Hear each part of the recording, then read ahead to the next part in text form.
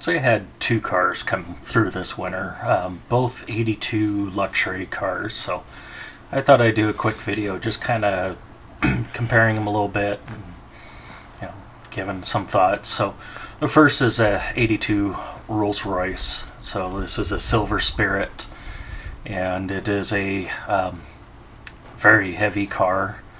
In fact, gross vehicle weight of 6,000 pounds. I have to look what the curb weight is. It's a nice design, full leather interior, actual wood dash, very nice inside. The other is a Lincoln Town Car, which far more affordable. This one's a cloth interior, and unfortunately because of that there's a few stains and stuff. Lots of imitation wood, and then it strikes me as funny how similar they tried to front ends, both large grills on them. But there's some definite differences, but similarities. Let's face it, this is the 80s. Rolls Royce is kind of interesting where it uses a Chevy transmission, but yet the shifter doesn't mechanically link to a transmission. They made a huge electric shifter to take care of that. Both of them are trying automatic climate control, which is, with the era or technology in this era, is they're both temperamental. Now the Rolls Royce we're comparing here, it's 106,000 miles. Been in at least one wreck for sure. The Lincoln was 60 some odd thousand miles. It also may have been in a wreck, but haven't proven that yet. So, and then the Lincoln is very original, but both cars have had a number of repairs that were poorly done, just kind of patchwork at best. So that's been one of the challenges, is trying to go through some of that. Now, interestingly enough, they're both fairly quiet cars. I actually took some decibel readings on both while idling in the cab, idling and going down the road. Now, the Rolls Royce is actually running a 6.7 liter. Sometimes they'll label it 6.75 liter V8 with a mechanical fuel injection and a supplemental electronic fuel injection. So there's a single injector in the plenum that's kind of compensating for if the air fuel ratio is off. Now the Lincoln is actually a full throttle body injection, 2 injectors on it. Odd thing was one O2 sensor stuffed into the back of just one exhaust manifold in a really hard to get to spot, but that's Ford for you. But both have had a fair amount of work done, just a lot of it's sitting.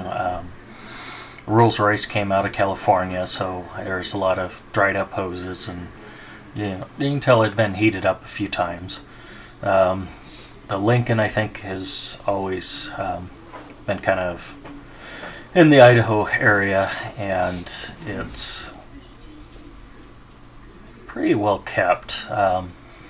Just some, again, bad repairs. So both cars needed brake work. The Rolls Royce is a very complex hydraulic system. Uses a special fluid that's pretty much just Rolls Royce. There's a little bit of others that use it, but it's a mineral oil, bright green fluid. But that goes through 2 pumps on the engine. This full redundant system. There's pressure accumulators on the engine block, and then underneath there's 2 different distribution valves, so they actually just direct where the fluid's going. 2 calipers per wheel in the front, 2 separate brake systems in the back, plus the emergency brake has its own set of pads. And then also the hydraulics feed the rear suspension. So the Rolls Royce mostly, basically everything leaked at least a little bit. We did all the hoses, most of the valves, and just got the system sealed back up. And of course, bleeding out, the system was a little more complex. Now, the Lincoln, it just, it's 60,000 miles. I don't think the brakes had ever been touched. In fact, I know one rear drum had never been taken off. It still had the factory retainer. But we turned the drums and rotors, and then new pads and shoes. That is a comparison. There is the Lincoln is a front disc rear drum, and the Rolls Royce was disc brakes all the way around. Now, the Lincoln is also just using a standard master cylinder with a vacuum boost.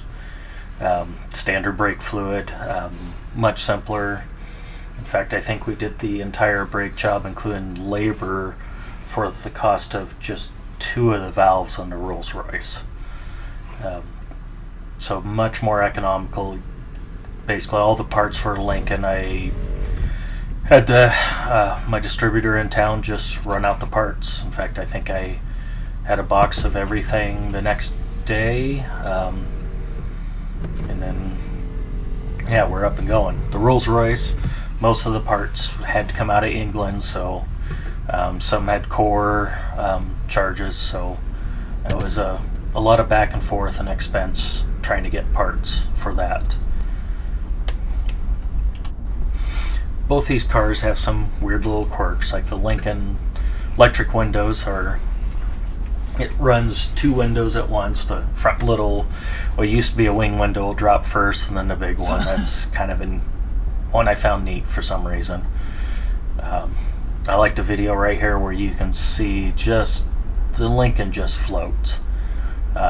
It's actually a lighter car than a Rolls Royce, but it is significantly larger. But the Lincoln, though, the suspension is far more primitive. There is a sway bar in the front end, just coil spring, double control arm front. The rear is a solid axle, and no sway bar. So, I mean, it's a soft ride, it's quiet, but it doesn't handle nearly as well as the Rolls Royce.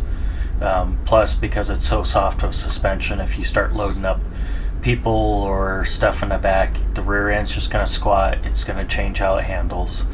The Rolls Royce, if you start overloading, it self-levels with its hydraulic rear suspension and still will ride well.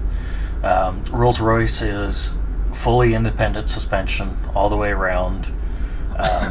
Coil springs in every corner. Really soft springs, but they use massive sway bars on both ends, so it can actually go around a corner fairly nice. And if you guys are wondering which of the two I'd recommend, I don't. They're made in the 80s. They're both temperamental. Your mechanic will love you. You'll keep them busy. They're a challenge to work on because of this. They're starting to get into emission systems.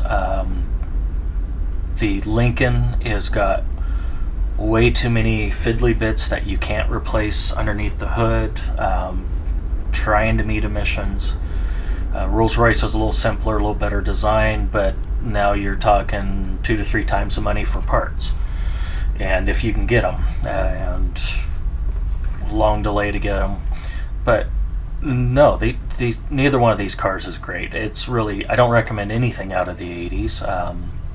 Maybe there's some rare exceptions, but now if I really had to pick between the two, or customers really asking, I'd have to ask them some questions like, what's the budget?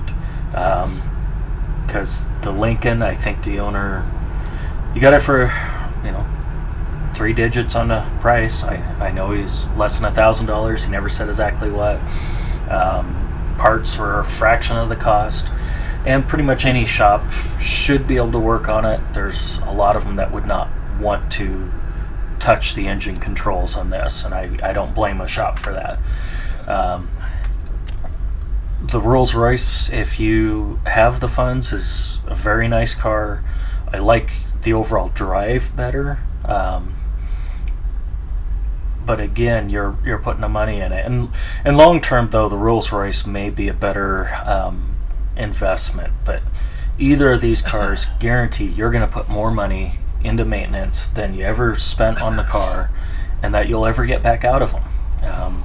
This is common on any of the luxury cars. You got to go early 60s or that before you ever can really redo a luxury car and be money ahead.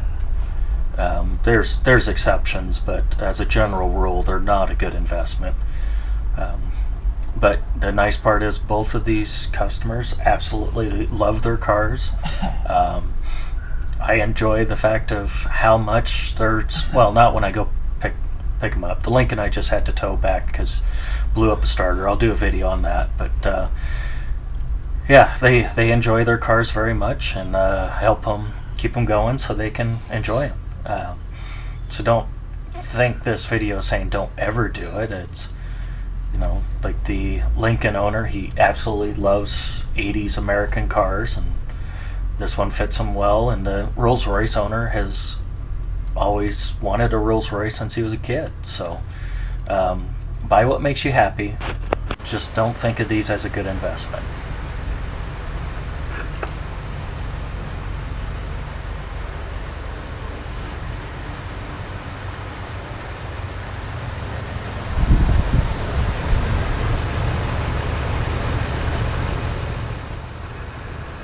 And thanks for watching.